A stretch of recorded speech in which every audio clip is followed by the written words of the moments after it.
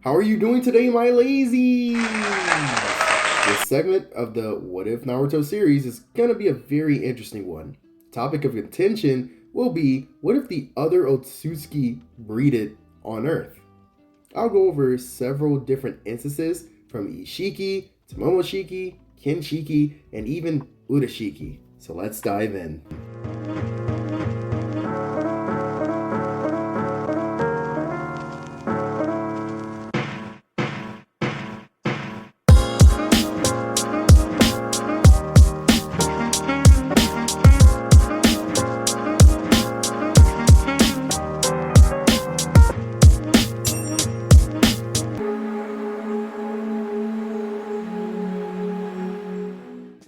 Now, the first Otsutsuki we'll look into will be the infamous Udashiki. Now, I've made it very clear I don't like Boruto, but that doesn't mean I didn't watch, read, and analyze the series to come to the conclusion that it doesn't actually follow the formula of Naruto, nor does it improve it, but I digress. Ignoring the god awful karma system and just looking into his abilities and what he can do, Udashiki has some interesting abilities that would have been epic if they were translated into the shinobi world. For one, his stealth was his biggest feat, as he'd literally pop up out of nowhere and was able to gather intel so quickly like it was nothing.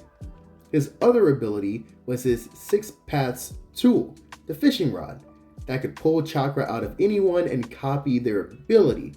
His sensory is the best shown by any Otsutsuki, as not even Momoshiki could sense Naruto until he was right in front of him, whereas Udashiki is seen sensing chakra from much farther distances.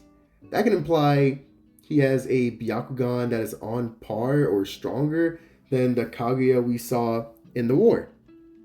He has barrier ninjutsu, future sight, threadless puppets, phasing abilities, and mind reading abilities. His Rinnegan was the most interesting, as his red Sharingan allowed for spatial warping and dimensional travel, while his blue one actually allowed him to travel through time itself, albeit only through the past. He even had a time freezing ability he could use to petrify Toneri. Now, with the vast amount of super abilities, let's make one thing clear before I go further. All of the same clans would still exist, assuming Udashiki goes the Kaguya route and his progeny spread Ninshu like Hagoromo. The new difference with this now isn't if the clans will have different abilities, but now it's which clans will be the most powerful now. The Kekkei Genkai, Toda, and Mora systems are the only things that will be affected now, so the clan abilities will be vastly different for the special clans. Now, obviously, mixing Otsutsuki and human breeds lower level jutsu like Sharingan, Hyuga level Byakugan, Katsuryugan, Kaguya bone ability, Ice style, ECT. These same abilities would still exist, but they would be vastly different, as Udashiki has completely different special abilities than Kaguya. I've already named them for you, but now, how would that affect the special clans? To understand that, let's dissect who the progeny of Udashiki would even be, and what their powers would be, given what we know about Hagoromo and Hamura. I'm not speculating he makes more or less kids. I'm keeping things pretty consistent, and that will be a theme for everyone.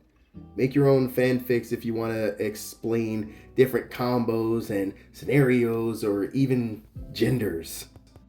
Keeping things consistent, let's say Hagoromo stays the same with Sharingan, Rinnegan, and the similar jutsu he had, while Hamura keeps his Byakugan, Tenseigan, and similar jutsu he had. Now, Kaguya ate the chakra fruit and gained new abilities. So keeping that consistent, Let's say Urashiki did the same and gained the same super Rinnegan he had when he ate his eyes. The Jubi still exists, and Hagoromo and or Hamura have to beat their father together.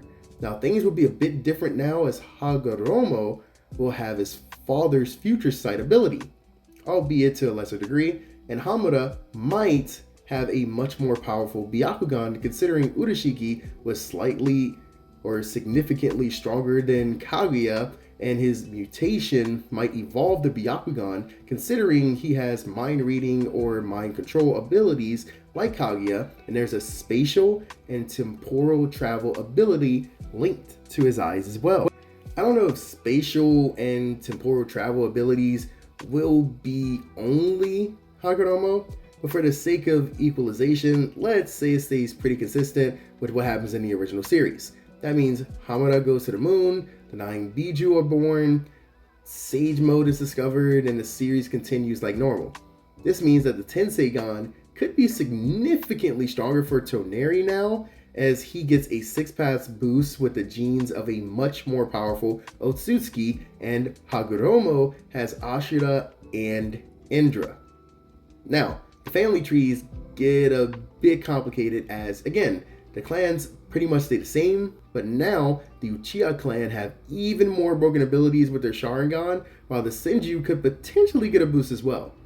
The 6-pass tools might change a bit now, adding in the Chakra Pole and Gourd, while the Susanoo could potentially become even more impressive with the new abilities. For one, now the Uchiha will have the added ability to all have variations of spatial and temporal abilities, whether through regular or Mangekyo Sharingan. The Senju will definitely have more than just Senjutsu and Sealing, as they might get some of the other abilities available from the Urashiki line, like the phasing ability or the time freezing ability, since it's not necessarily linked to his dojutsu as seen with Toneri, or the super stealth and sensing abilities that he had as well. The Hyuga would also get a boost as well, considering their Byakugan could handle the Tenseigan energy for the most part from the original timeline, and now it will be much more enhanced and powerful since it's coming from a more powerful Otsutsuki. They could also get the ability to see through dimensions and time also, but maybe not manipulate like the Uchiha would be able to. The other clans are pretty much the same, with the Yamanaka clan becoming an official Kekkei Genkai clan now, the Kaguya clan either not existing or being reduced to less prominence, considering Urashiki isn't shown to have that special ability. Other dojutsu might emerge, and the Sealing Jutsu might be a bit stronger starting off. We could also get special clans that specialize in dimensional jutsu now, instead of having a few ninja that know transportation techniques, and we might also get clans that specialize in temporal jutsu, super stealth, sensory, chakra weapon constructions, and more creative powers we have yet to see. Now, this line of shinobi would actually be the least impressive and filled with the most special abilities. The shinobi would be nerfed now that they don't have access to the Rinnegan, but they'd be significantly more taijutsu based and chakra construct based, with the only other super ability being a high concentration of spatial abilities. The Hyuga and other taijutsu masters would be the predominant clans, with the possibility that other abilities can emerge, just not as powerful, as Kenshiki was a threat greater than Kaguya, but with the least amount of hacks that we've seen. He's predominantly warrior clan, so you'd expect him to have more abilities, but sadly he's mostly limited to. On to someone a bit more interesting. I believe that Momoshiki would produce the exact same lineage as Kaguya, with the only difference being that there would be two different types of Rinnegan, ones that can absorb and ones that can project chakra. We don't really see any new or crazy abilities from him, even when he's fused with Kenshiki. Truly, the only difference between them is that Momoshiki is stronger overall, so all the clans would be stronger than they are, and not much else really to add there. Now, I know people are interested in this one because they believe there will be a massive difference in power, and to be honest, how the hell isn't there a lineage using him when he's been on Earth the entire time? More unnecessary Boruto plot holes. You'd think he'd be trying to get the chakra fruit to restore his power and stop Kaguya, but I digress on that terrible decision. The only new thing that he truly adds is his drinking ability. That would make the Akamichi the new Kekkei Genkai clan now, as they already have a similar ability. The lineage would pretty much be the exact same, with the only difference being no Rinnegan and Sharingan.